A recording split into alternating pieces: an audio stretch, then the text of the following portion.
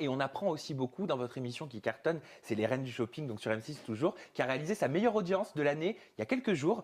Pourquoi selon vous ça cartonne autant depuis 2 ans?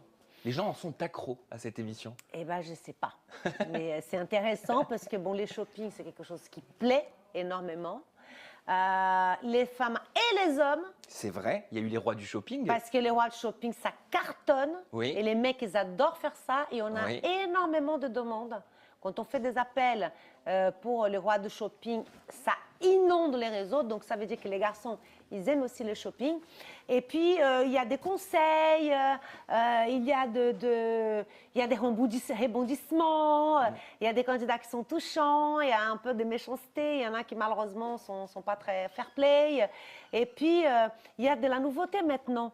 Et que ça va encore cartonner parce que on a depuis 2 ans, on a envie d'améliorer, on a envie de changer. Comment vous comptez faire évoluer le programme justement? Et justement, c'est ce que j'allais vous dire, c'est qu'il y a des changements maintenant qui sont géniaux, c'est-à-dire des tutoriels beauté.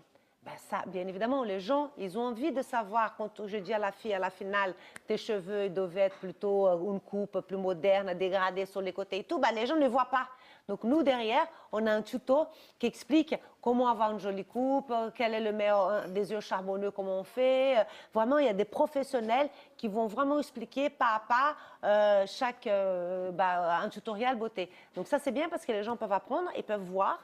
Et puis, il y a aussi le vêtement de la semaine par rapport au thème, c'est-à-dire, admettons que le thème c'est chic en cuir, et moi je veux montrer comment est-ce qu'on fait vraiment pour être chic en cuir. Parce que plutôt que parler, les téléspectateurs vont voir. Et ça, c'est sympa. Ah, donc on aura directement le conseil, un tutoriel comme on peut regarder sur YouTube. On sait que ça cartonne Voilà. les YouTubeurs. Donc encore une fois, toujours plus proche du public, toujours connecté avec le public, ça reste la stratégie.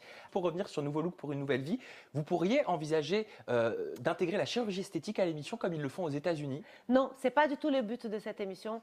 Notre but, c'est justement d'améliorer avec le potentiel qui est là. C'est pas du tout le concept de cette émission. Un petit peu comme le fait le nouveau présentateur de Belle Toute Nue, Chris Carvillo, donc sur M6, où lui aussi se sert donc, du physique de la personne pour la rendre belle, pour la sublimer. Vous avez regardé un petit peu le programme? Non, pas encore. Vous auriez aimé animer Belle Toute Nue? Après, on ne peut pas tout faire. Hein. C'est-à-dire que et faire Nouveau Look, et faire Belle Toute Nue, et faire les Reines du Shopping, tout ça, on ne peut pas tout faire.